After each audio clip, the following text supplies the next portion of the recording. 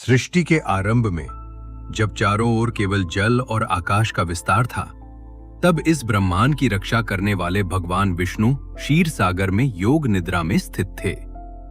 उनकी शांति में ही सृष्टि का संतुलन समाया हुआ था। उस समय पृथ्वी अत्यंत सुंदर और शांत थी।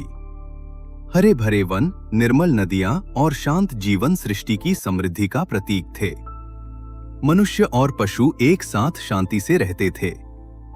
इसी काल में एक भयंकर असुर हयग्रीव अहंकार और अज्ञान से भरकर भगवान ब्रह्मा से चारों वेद चुरा ले गया। वेदों के बिना ज्ञान, धर्म और सृष्टि अंधकार में डूब सकती थी।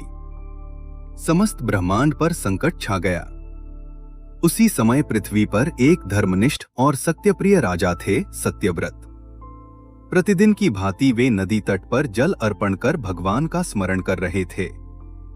उनका हृदय करुणा, सेवा और भक्ति से भरा हुआ था। तभी उनकी अंजलि में एक छोटी सी मछली आ गई। वह भय से कांप रही थी। मछली ने विनम्र स्वर में कहा, हे राजन, मेरी रक्षा कीजिए।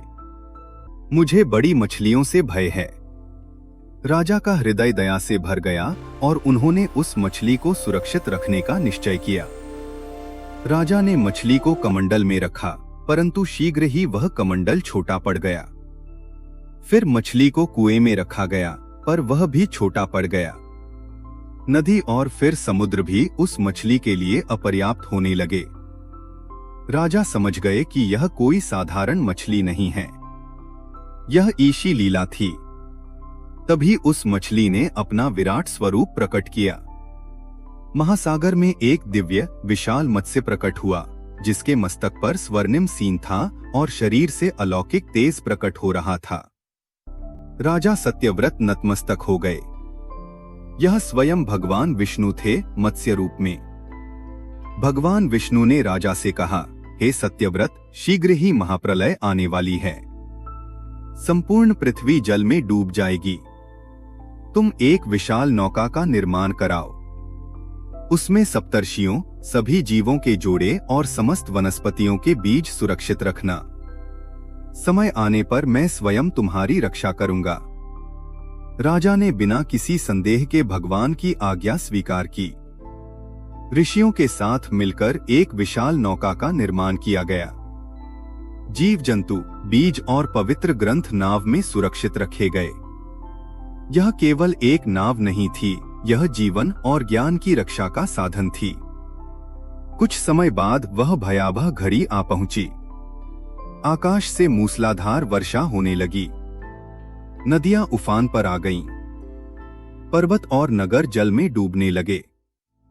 चारों ओर केवल जल और अंधकार था। यह था महाप्रलय। उसी समय भगवान विष्णु विशाल मत्स्य रूप में प्रकट हुए। राजा ने नागराज वासुकी को रस्सी बनाकर नौका को भगवान के स्वर्णिम सींग से बांध दिया।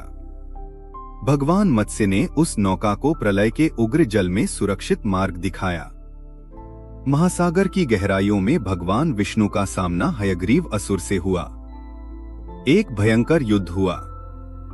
हयग्रीव का वध हुआ। अधर्म का नाश हुआ। भगवान ने वेदों को पुनः प्राप्त किया। भगवान विष्णु ने वेदों को पुनः भगवान ब्रह्मा को सौंप दिया। सृष्टि में फिर से ज्ञान और धर्म का प्रकाश फैल गया। ब्रह्मांड में संतुलन स्थापित हुआ। प्रलय के पश्चात पृथ्वी पर नई सृष्टि का आरंभ हुआ। हरे भरे वन, बहती नदियां और जीवन से भरपूर धरती फिर से अस्तित्व में आई। राजा सत्यव्रत वैवस्वत मनु के रूप में नए मानव युग के जनक बने। मत्स्य अवतार हमें यह सिखाता है कि ईश्वर हर युग में अपने भक्तों और धर्म की रक्षा करते हैं। चाहे विनाश कितना भी बड़ा क्यों न हो, धर्म कभी नष्ट नहीं होता। जय श्री विष्णु।